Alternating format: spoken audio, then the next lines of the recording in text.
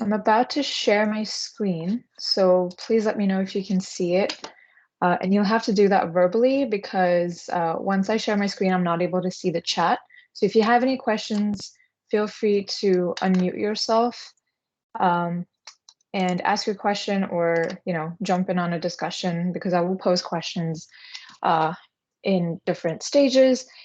This is one of the more interactive PDHs because I think this topic is something that we can learn from each other's experience and it'll be really helpful to us. So please feel free to jump in on the discussions and talk about something that you may have experienced that's relevant to what we're going to talk about. I'll start off by introducing myself first. Hi, my name is Pooja. I am a TA for EPICS. This is my second semester as a TA, but before this, I was a student in EPICS for 3 semesters in the Aero Astro Engineering Education team.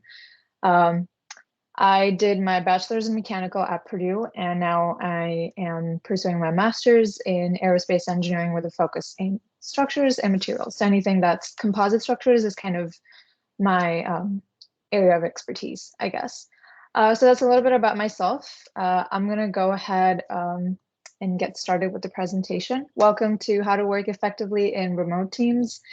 I just wanted to first start by talking about what are some of the challenges that have, that you have faced in this new era of, pandemic time, having meetings on video calls, having team meetings online, and not having as much face-to-face interaction. What are some of the challenges you have faced with your team, or even some challenges that you may anticipate if you're one of the, newer team members that you haven't worked with this EPICS team before? So please go ahead, unmute your mic, tell me your name and some of the challenges that you have either faced or you expect to face this semester.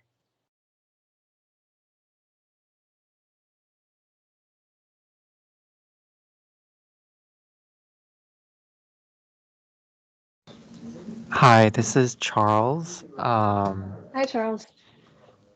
So I feel like one of the biggest challenges that I faced so far, and I feel like a big challenge that I will continue to face, is just making sure that I have a stable internet connection and making sure that I'm able to communicate in real time with the rest of my teammates.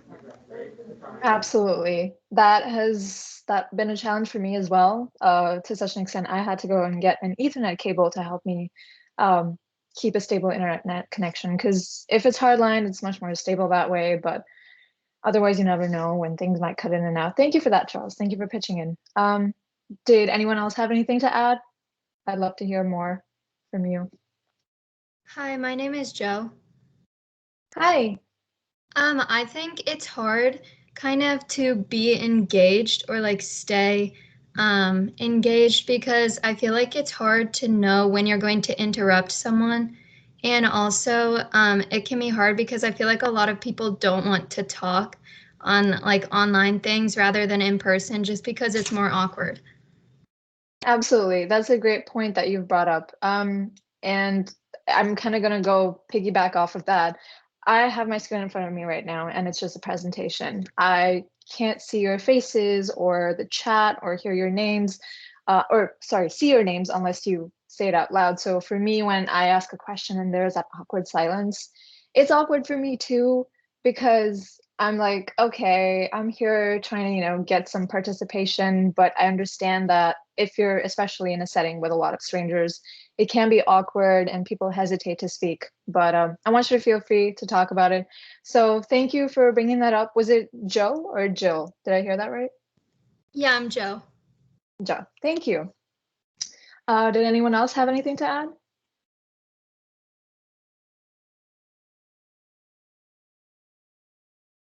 All right.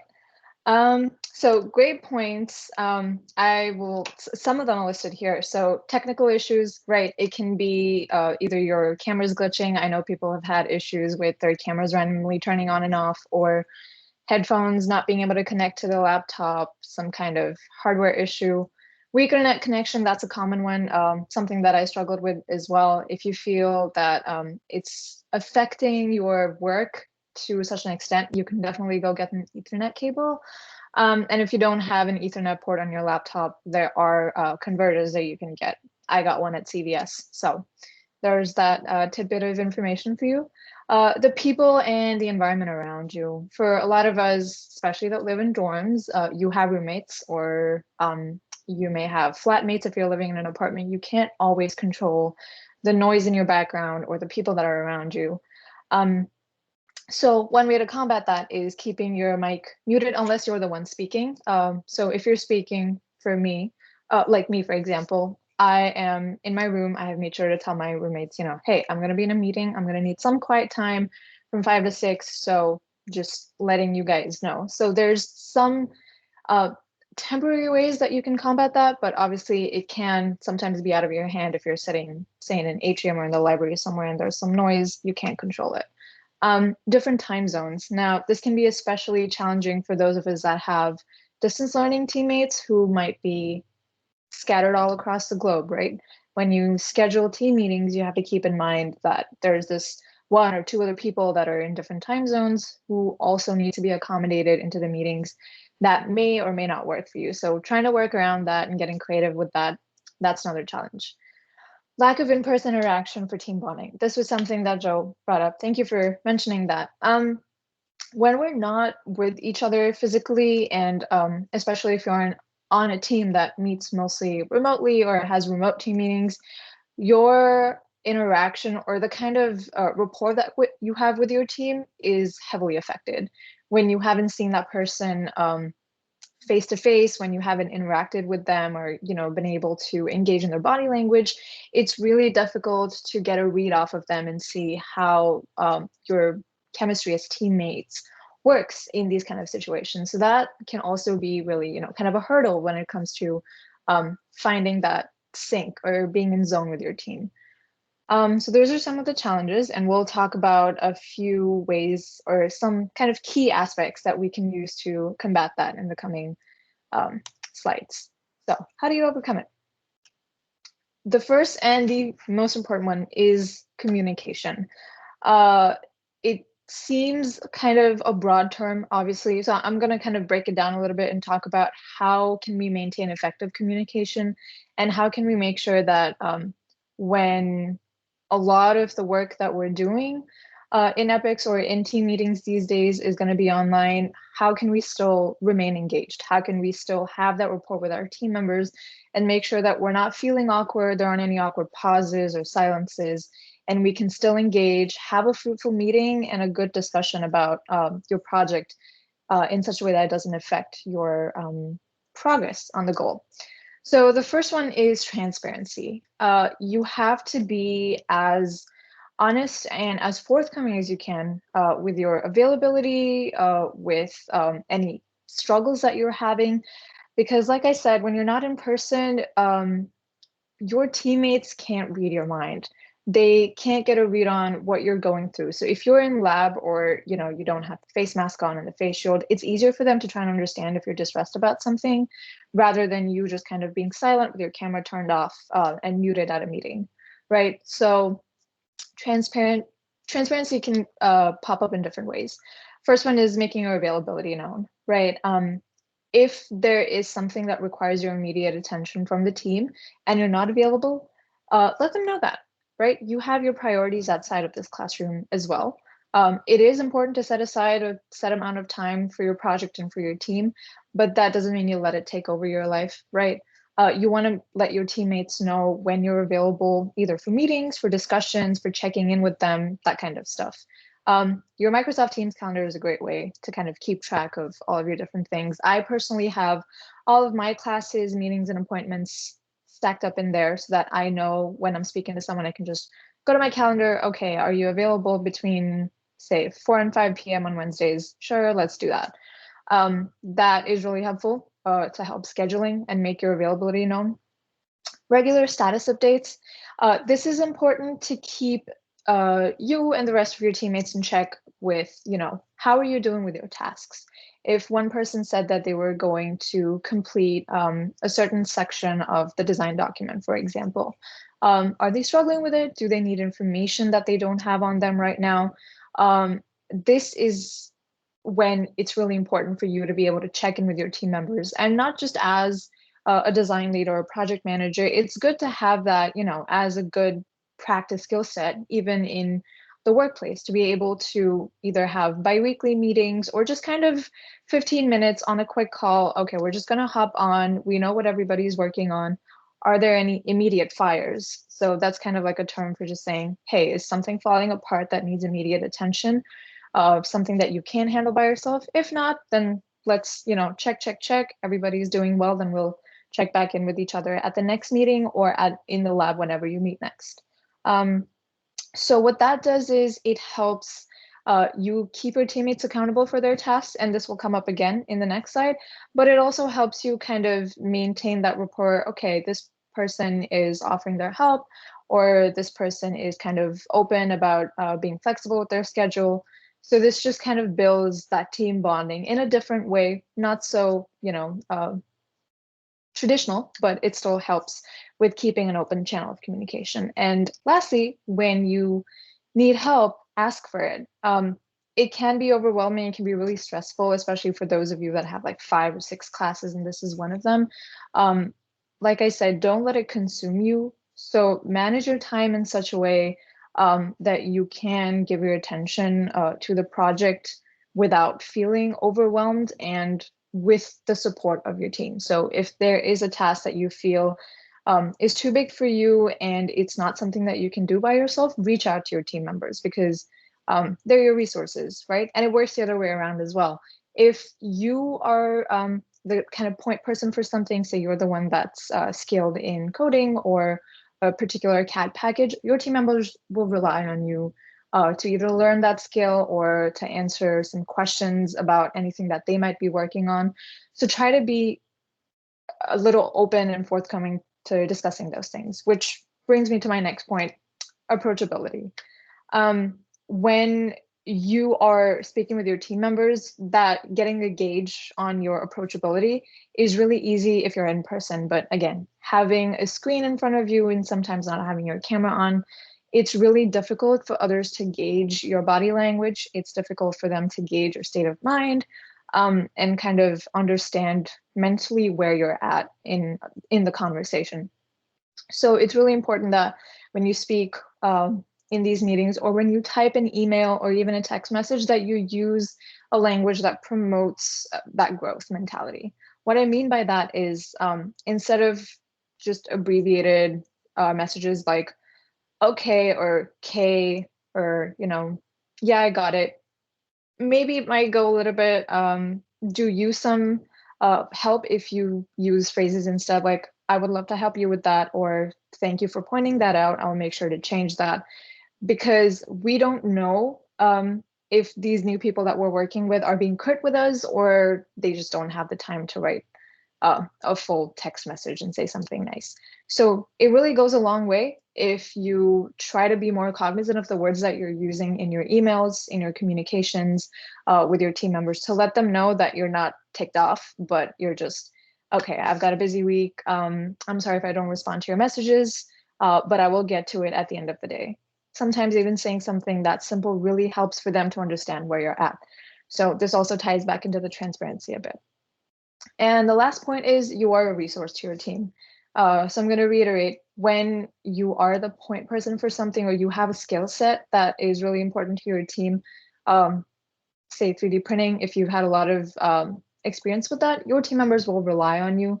So try to make yourself known or approachable, that, okay, I don't mind if you come to me with questions, instead of, okay, here we go again, another person's got a question, right? So if they send you a text message or an email and you don't respond for 2 days, that's kind of what it feels like in their head, like, oh, this, I guess they'd rather not be bothered with my questions. When in fact you might just be having a busy day. That's when it's okay to just text them and be like, hey, I would love to answer your question, but I've got a couple of exams coming up, so let's talk about this on Thursday at the team meeting. So that sets the record straight. It doesn't keep people second guessing if you're as engaged in the team discussion as everybody else is. So that's approachability. And the last one is directness. When I say to use language that promotes growth mentality, I don't mean to say that use flowery language. So be precise. When you're sending your emails, it doesn't have to sound like, hey, if you could maybe, if you have the time, take a look at this, probably just kind of get to the point, right? If you have a question about something, hey, I was working on the CAD model for something, for part A. I have not been able to get these two pieces to interact together in the assembly. Do you have 15 minutes on Thursday to talk about this? Let's go over it. So that's precise. It says what the problem is. It asks you for the help, kind of get to the point, right? But at the same time, it doesn't sound very, I don't want to do this. I don't understand what's going on, so it's up to you to do it. That's what I mean when I say precise, but also promote growth mentality. Like, let's work on it together, not I'm gonna dump this on you and this is completely your fault. Lastly, be decisive, don't be vague. That's kind of also a bit of, don't beat around the bush. If there's something you need, be very direct about it, to the point. And one example that I heard from someone at one point was, treat these emails and text messages kind of like someone knocking at your door every time they have a question for you. So imagine you're sitting at your cubicle at your work and you have one of your colleagues walk up to you, like, hey, I've got a question. They ask you a question and then they go away and they come back 2 minutes later, ask you another question, go away. And they do that 3 or 4 times. It gets kind of annoying.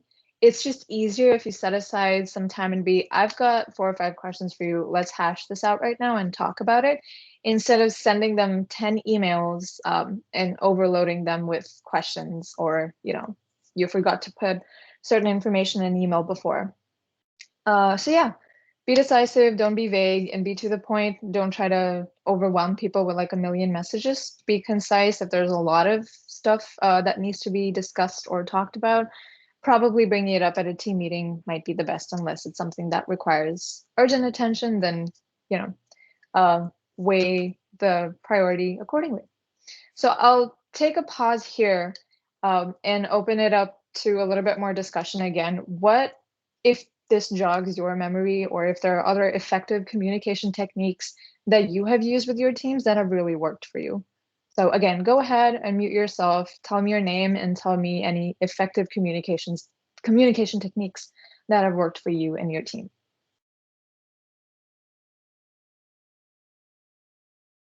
See the awkward silence. This is what I don't want.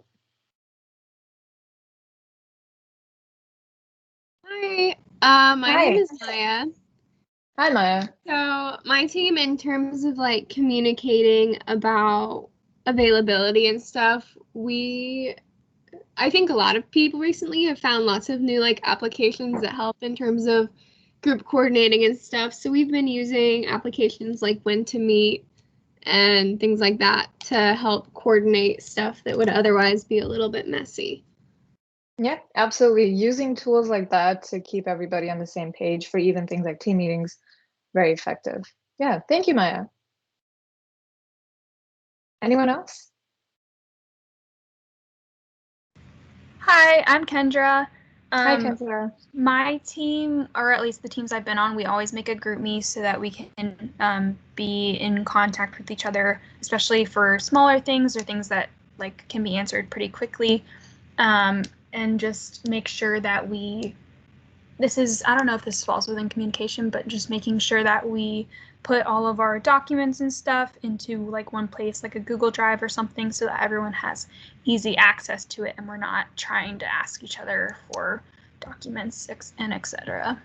Yeah, absolutely. It definitely falls under communication, but also a little bit of accountability, because when you're exchanging documentation, it holds the person who wrote that document accountable for it. And we'll talk about that in a second. But yeah, that's also part of the, regular status updates. If you finish working on something, you want your team to look at it. Hey, here you go, just dropping it in the chat for everybody to look at. So that's a good way to keep everybody on the same page. Thank you, Kendra. Anyone else?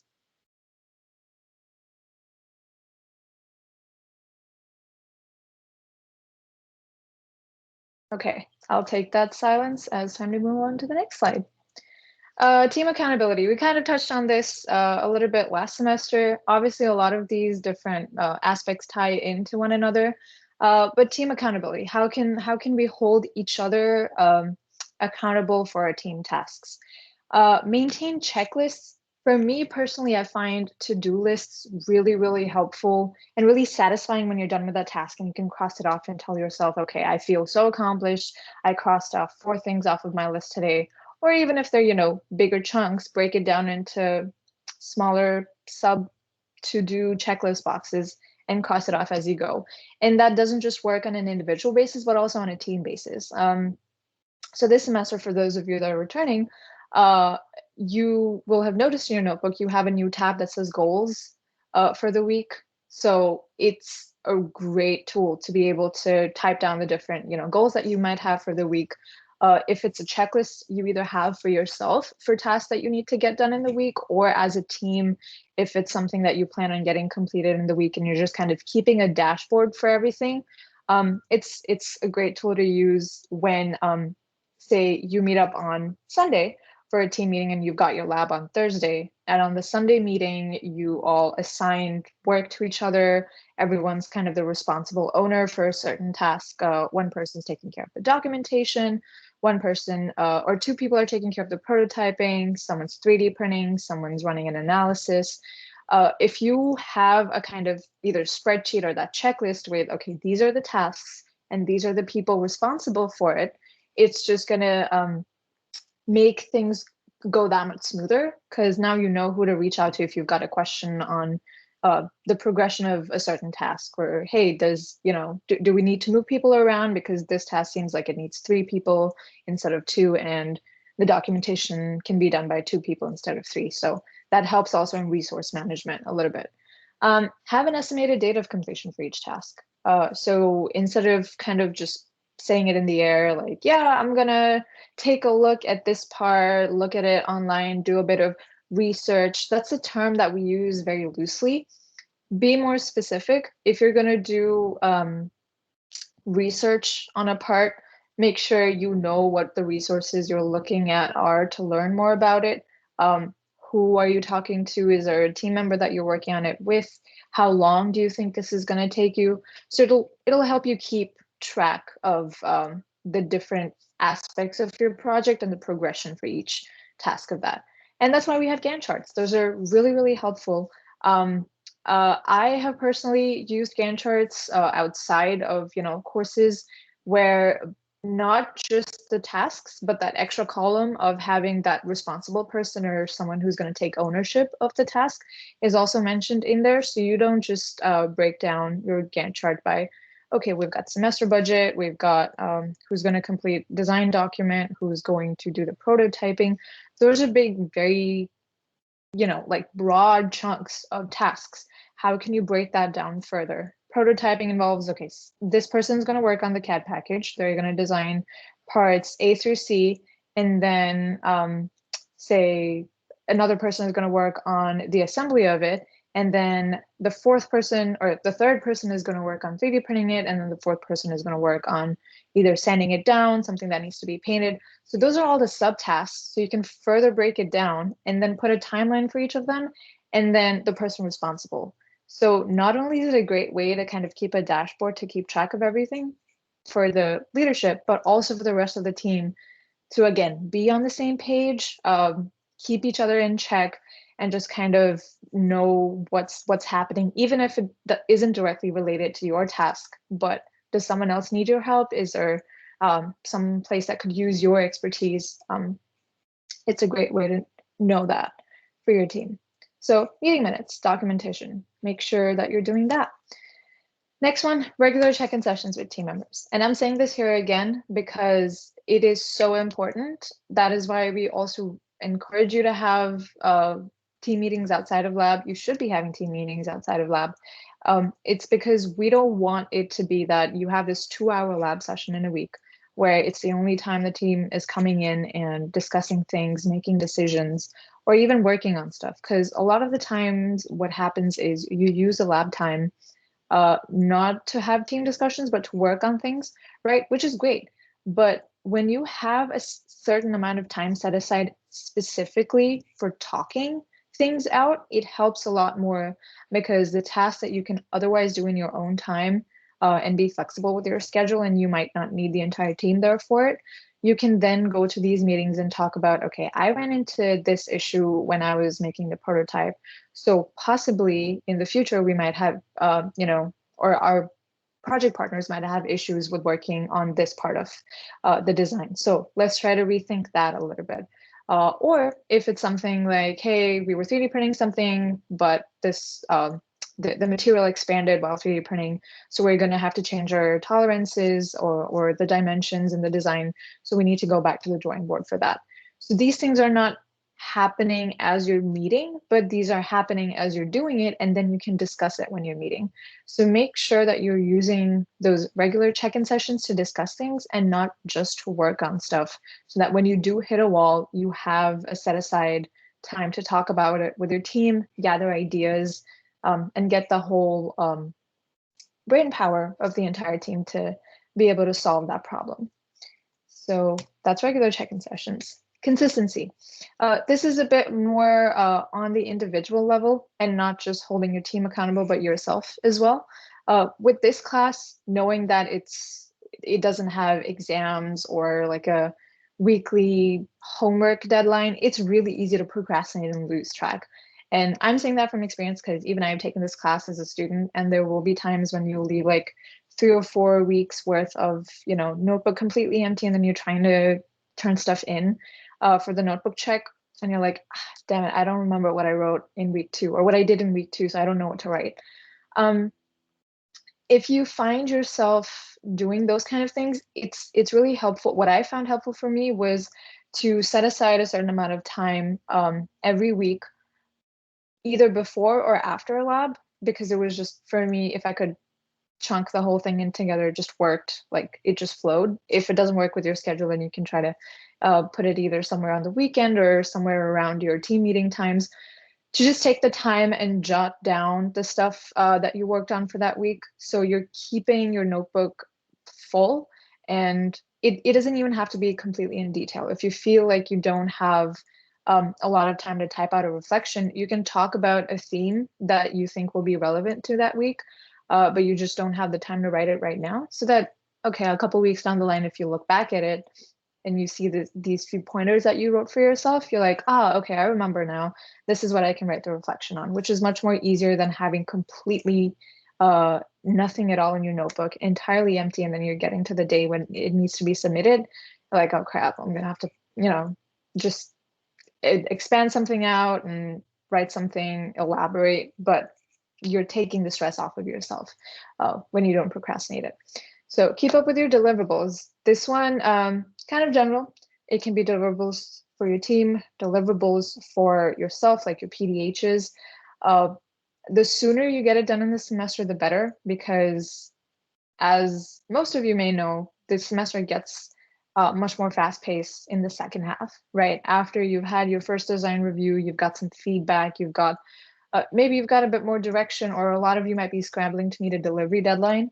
It gets a lot more fast-paced at that point, and you want to make sure that you're not leaving a lot of these things for the end when you could have taken care of it much earlier in the semester. So yeah, if there's a Gantt chart for your team, maybe you can have a little Gantt chart for yourself as well to make sure you're not falling behind on your personal goals. And maintain a routine. That is something that really, really helps with just keeping yourself accountable and keeping on track. Because if you set aside that, say, 30-minute window every week for yourself, like, okay, on Sunday evenings for 30 minutes, I'm going to sit and I'm going to fill in my notebook with everything that I worked on, then it just kind of works like clockwork, right? Every Sunday evening, you're sitting and you're finishing it off, and you're not leaving it for the last bit. The more you maintain a routine, the more you can stay on top of tasks. It's something that has personally worked for me and other team members that I've worked with. So I hope that works for you. But after consistency, we have got continuous improvement and constant feedback. This is really, really important, and also ties in with the communication aspect when it comes to keeping our team members accountable.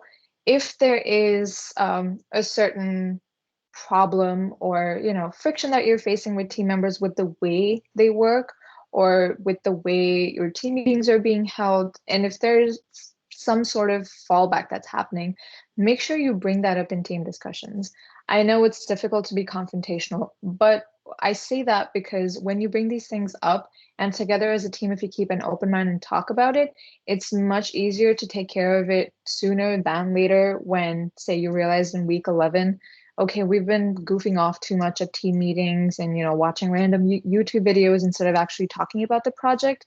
Now you're much closer to your delivery deadline or just, to the design review deadline to be able to make that change.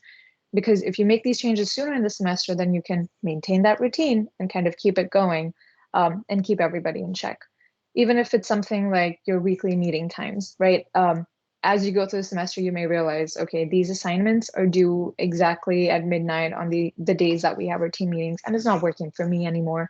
It might be possible another team member may have a club meeting that evening and it doesn't work for them anymore. So make sure to bring that up with your team members if it's even something as small as your team meetings, to be able to be flexible with that, change it as you go through the semester, or even split the team meeting in two so that the people that can't make the first half or the second half, you can be a bit more flexible with their schedules.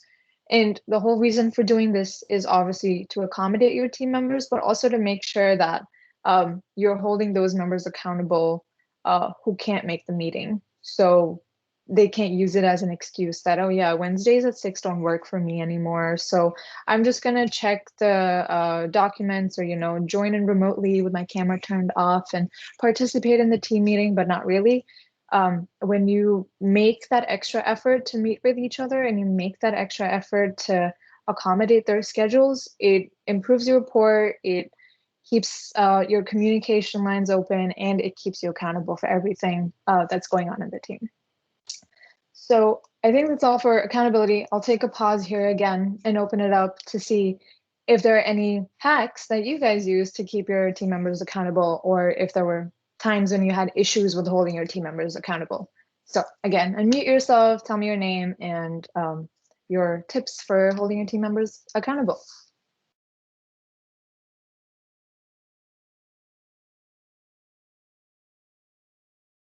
Awkward silence again. Someone? Hi, this is Maya again. Hi, Maya. Thank you. Hi. So usually in my team, I think people find it easy to, stay muted and not talk, which is fine, but also goes into the whole problem with keeping people engaged and focused on what's going on. So I think it helps, like, if someone hasn't talked for a while, to say their name and ask them a question and bring them back into the conversation explicitly. Absolutely. Yes, definitely. That tactic really works. I have used that in meetings as well. If I feel someone's just getting a bit too comfortable with being quiet and watching what's happening instead of actively engaging in it, you don't want to kind of gang up on them and be like, hey, you're not saying anything. You should be discussing things in the team meeting, which, I mean, they should be, but it's not going to be beneficial to everyone if you kind of put them on the spotlight. Maybe just be like, hey, Maya, you've been really quiet. Do you want to, did you have some thoughts? I'm sorry if you didn't have a chance to speak yet.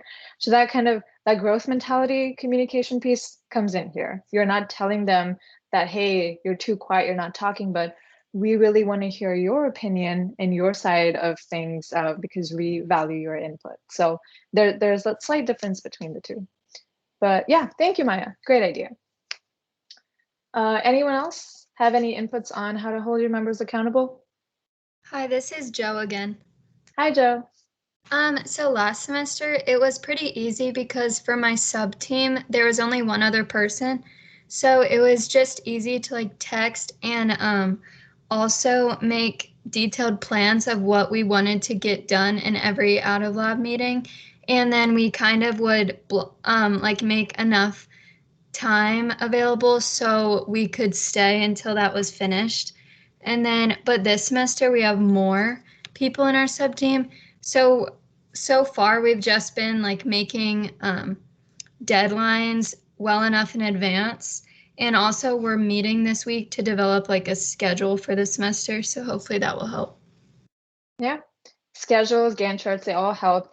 And this is something that you'll notice in any team you work with. The more people that there are, obviously there's going to be a lot more accountability that needs to be held, because it's easy to fall back and let other people take charge of things rather than be the one to lead. So if you are that kind of leader or a personality that likes to take charge of the situation, do that. Help out your team leaders. If you are the team leaders, delegate the work so people are not kind of slipping into their comfort zone of, oh, okay, this person wants to do that, and I'll just sit here and I guess I'll, listen in and give my input.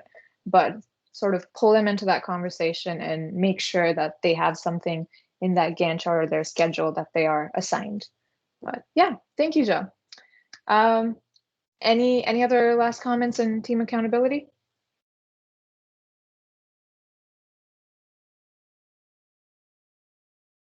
Yes, no, maybe. Okay, then we'll move on to the next slide.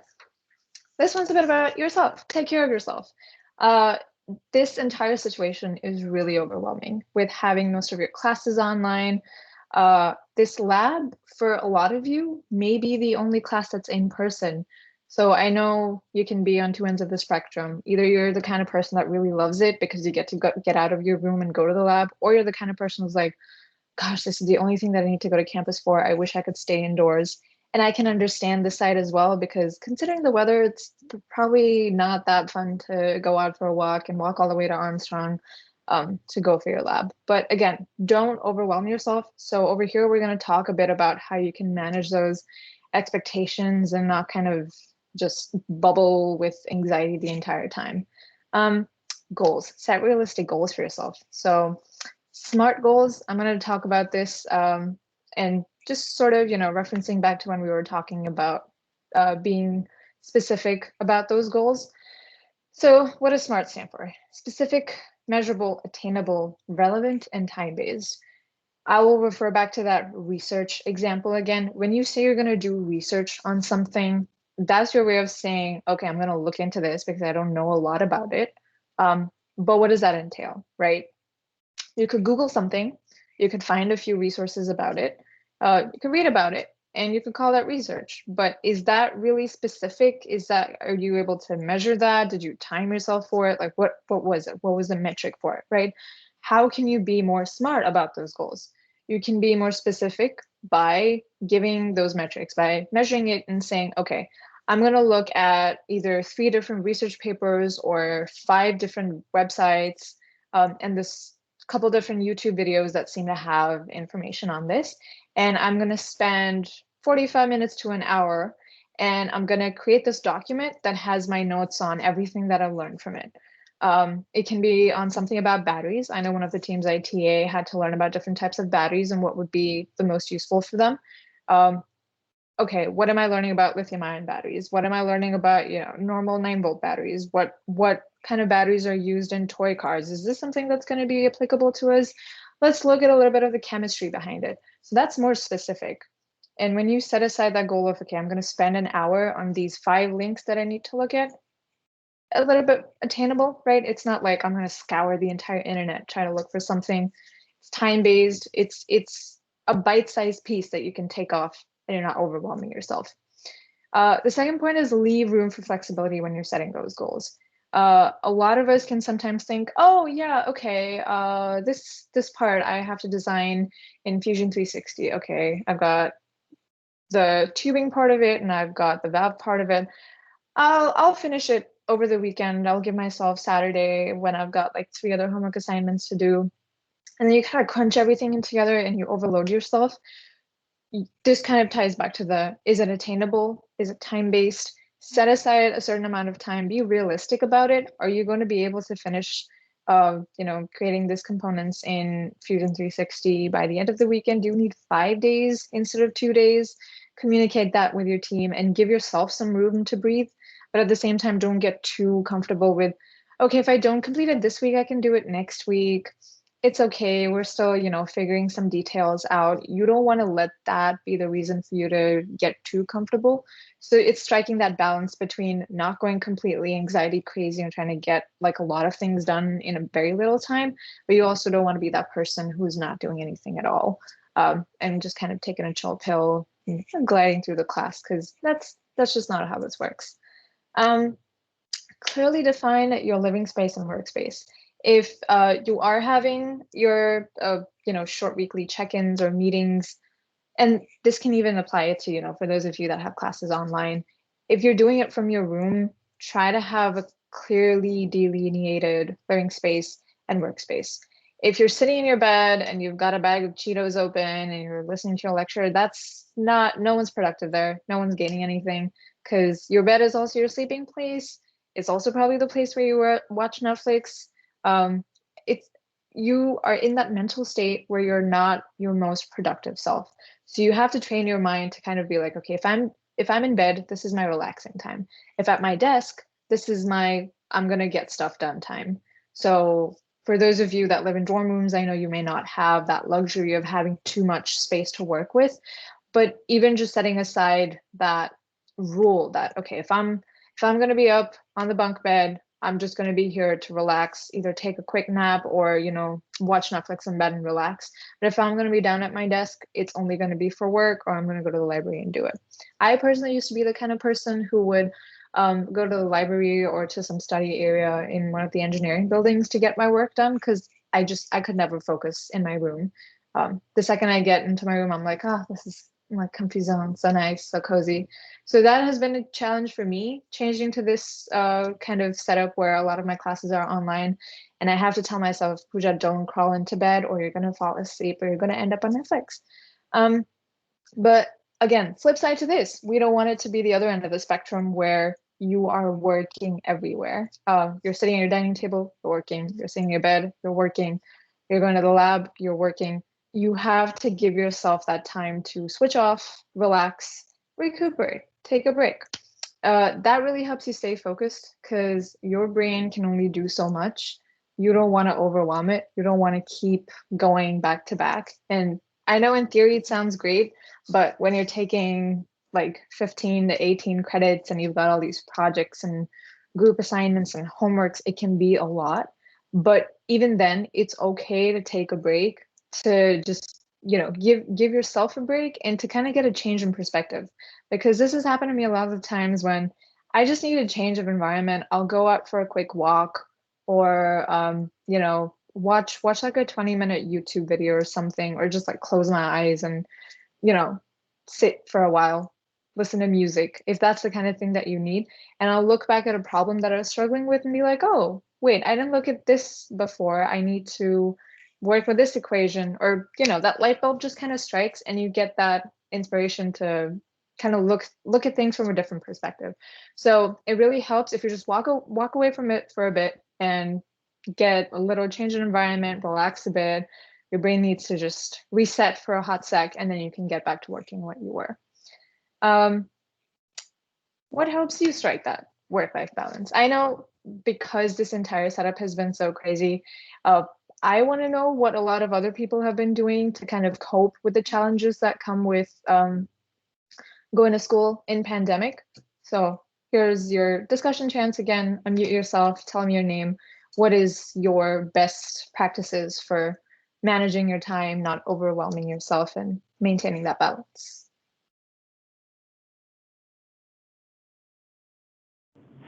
For me, I know it's like, I'm Caroline, but I like to also like get involved with like clubs and activities, because like those help me be productive and talk with other people, but it also like lets me enjoy my time and gives me a break from schoolwork.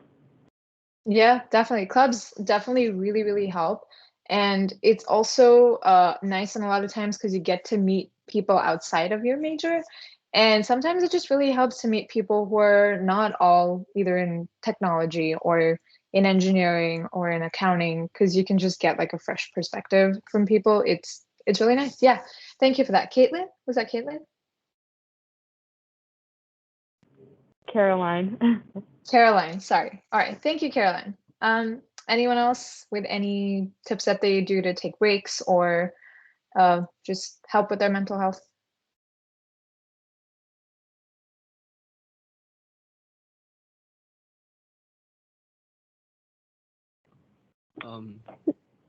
Hi, my name is Hi. Mohammed, and I don't know about everyone else, but I like to listen to like calm music as a break.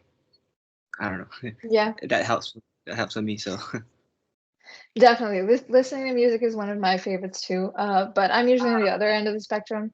I listen to a lot of like pop music. I'll probably dance around for a bit and then get back to work. Just get your arms and legs loose a bit, get the blood flowing. But yeah, music definitely helps a lot. Thank you. Yeah, no problem. Anyone else?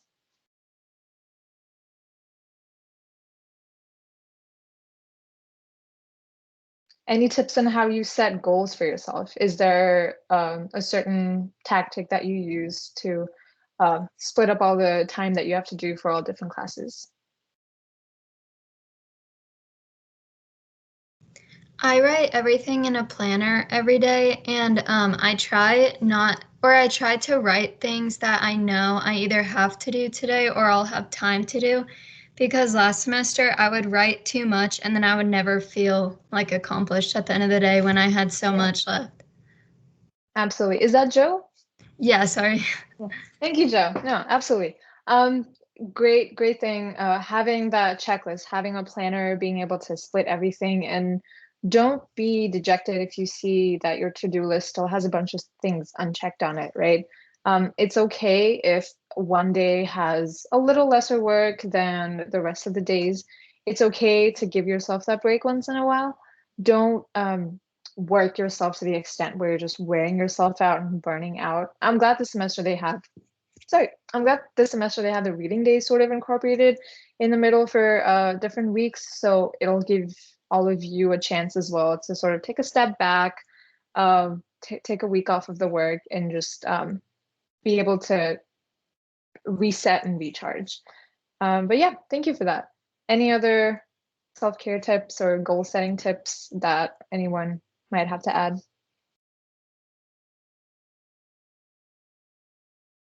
See if we're doing on time. Pretty good.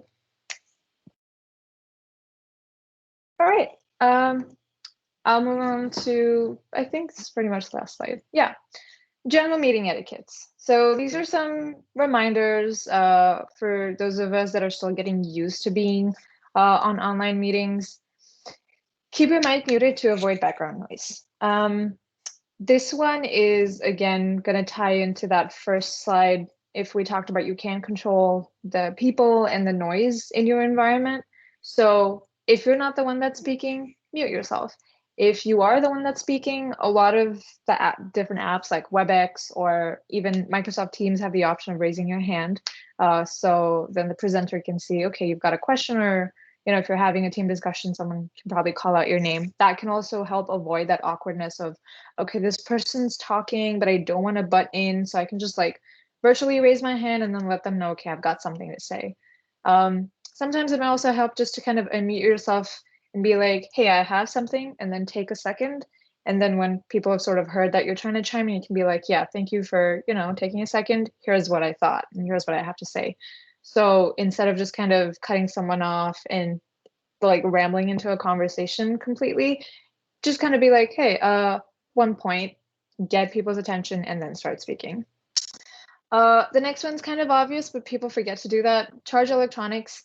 A lot of the stuff that we use these days needs to be charged, including our headphones. I know I'm using ones that I have to make sure that they're charged, so you're not in the middle of the meeting and your AirPods or any Bluetooth headphones are using suddenly are like battery low.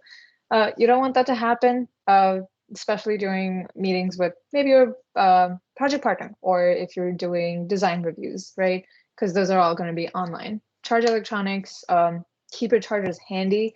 So if you are away from your room, if you're sitting somewhere where you're not going to be able to get a charger quickly, make sure you're carrying it with you in the backpack. The next one, keep a video on to stay engaged. And this one I really want to promote for those of you that may have meetings online. If it's not your weekly meeting and if it's just something that you're doing to check in, it's a great way to keep people engaged, because even if they have their mics muted, then it doesn't feel like you're talking to a wall. Because right now, it makes sense for me because I'm presenting. I can't see your faces anyway. So it makes sense for you to have your cameras turned off and your mics muted. But if you are in a meeting that requires discussion and that requires input from different people, make sure to keep your camera on to stay engaged. So people know that you're not just, I don't know, eating cereal off on the side and you're you are listening to what's happening and you're in the zone, you're in the moment. Look professional. So even if it's just like from the waist up, look professional unless you plan on like getting up and walking away and you're, I don't know, wearing like penguin printed pajamas in the bottom. You don't want to do that, right? Make sure your background is professional as well, so you don't have any controversial signs or posters or something that's just straight up inappropriate. Or you, like me, can blur your background. Even though there isn't anything appropriate, it's just kind of nice to have sort of a neutral area and then people can focus on your face. So if that's something that works for you, you can use that. Meeting minutes, document all of your meetings. I'm going to reiterate that again. Use your notebook for this. It doesn't just have to be your working accomplishments. You can talk about, okay, this is what we discussed at these meetings. So a couple weeks down the line, when you try to think back to when, okay, we met like on week 2, and I thought we talked about this, but I don't remember what we decided, you'll have your meeting minutes. You'll have somebody who noted it down in their notebook, or best practices for everyone to note it down, because then you can sort of get that input from different perspectives. So make sure you document your meetings. Prepare a list of questions, or make an agenda that you have for yourself during the meeting. So agendas are really a good way, and they are best practices to use when you are even in the industry. A lot of the times people will create an agenda and send it 24 hours before like an official meeting, so that whoever they're sending the agenda to and the participants of the meeting know what to expect, know what's going to be talked about, and they can prepare for the discussions, or if they have questions or something that needs to be added or changed, they can do it themselves. So then everyone's prepared for the meeting instead of just kind of showing up like, oh yeah, so what are we going to talk about today? I don't know, let's see. Oh yeah, we had a problem with this 2 weeks ago, let's talk about this. So it's a lot more set in stone. You've got your to-do list, like boom, boom, boom, check, check, check. We've got all of this done. All right, does anybody have any other questions? So then that opens up a way for people to be prepared. If they've got any questions, they can bring it up. Make sure to confirm your next meeting date and time. This is just that transparent communication, right? You want to make sure that the weekly meeting time is still working for everyone. No one's got any conflicts. If there are, you can reschedule or you can work around that, and that you have an agenda for the next meeting. So even if that agenda is okay, these different people are going to work on designing those parts, and then we're all going to take a look at it, put it through the assembly, make sure that we've got the final design checked out. That's your agenda. So make sure everyone knows about that. You can either send it in the meeting invite, or you can have like a little note in your GroupMe texts or Microsoft Teams chats, whatever that you use, to make sure everyone knows what to expect in the meeting that's coming up. So that's my little spiel on general etiquettes. Again, I want to open this up to you guys and ask if there's something that you do or best practices that you have for your meetings that you would like to share with the others on the call right now.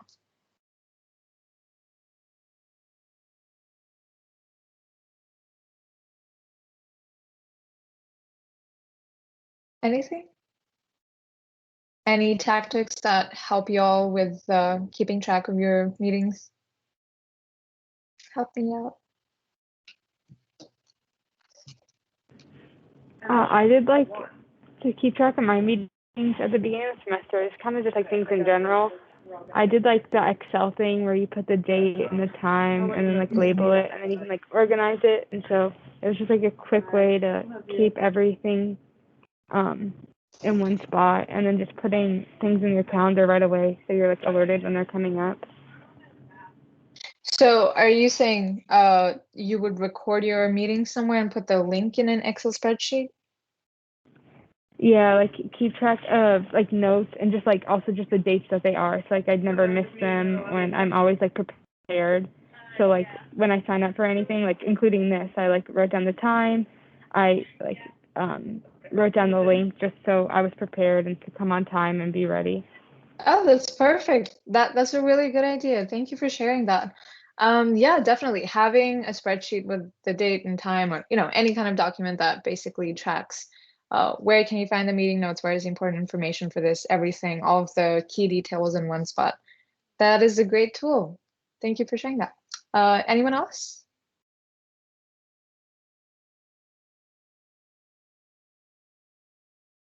Okay, I'll take the silence as a no. And yeah, I have a link to a YouTube video here, but I think because of the way my headphones work, I can't share the audio with you. So I'm going to leave the link on here for you guys to see. It's a quick 2-3 minute video that also sort of talks about general meeting etiquettes. And it's really helpful. You can watch it on your own time. This page has, sorry, a few resources to CAPS.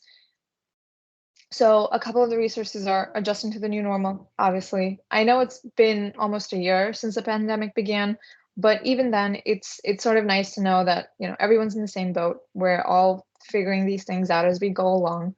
What can we do to adjust to that? Talking to professors and coping with social isolation. These are also things that, you know, very new to the situation that we're in. If you feel like you need someone to lean on, make sure that you either talk to your team members. If you don't feel comfortable doing that, reach out to us TAs and your advisors. We're all here to make sure that you have a fruitful experience in EPICS. We don't want to stress you out, but we also want to make sure that you're learning something and having fun at the same time. So I will leave these resources in the presentation and the chat as soon as we're done with the call.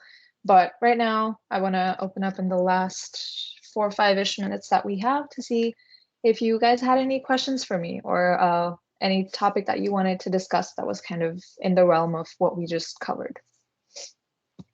Wow, I've been talking.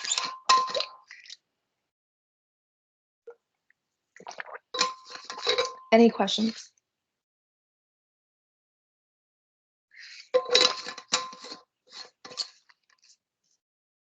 No questions or any point that you want to bring up for discussions? Hi, it's Joe again. Hi, Joe. I just was wondering, what like was your week busier or harder to manage like in normal times at Purdue, or do you think it's easier for you online? That's a great question. So if I were to say a little bit of both, sometimes it feels like when things were in person, it was a lot more difficult to manage time because you had to actually go to places, you had to walk to places, and that walking time was it would sort of eat into my schedule a bit. But at the same time, I used to like those walks because then I'd have my headphones in, listen to music, going from one place to another. And that was sort of my break time as well. Sometimes I'd extend my walking route and take the longer route to just clear my head. But also then I was sort of held accountable to, you know, okay, I've only got so much time and I've got to finish it off. So if I have 1 hour in the library, I have to use that 1 hour to the best extent I can before it closes down or something like that. On the flip side, now that I'm at home, it's like, okay, I don't have anywhere to go. I've got all the time in the world, which sometimes also leads me to procrastinate a bit. But that's where the planning and, you know, using your to-do list and checklist comes in to still hold yourself accountable. So that's something even I am adjusting to as I go along, where even though I tell myself I'm at home, I don't have to go anywhere, it saves me the travel time, but also mentally I'm like, yeah, I have more time now that I don't have to go anywhere, and I might sort of let that bleed into my work, but I also have to sort of schedule it in a way where I'm not getting too lax with that. Does that make sense? Did I ramble too much, or did that answer your question? No, that was good. Thank you. Okay, thank you, Joe. Anything else?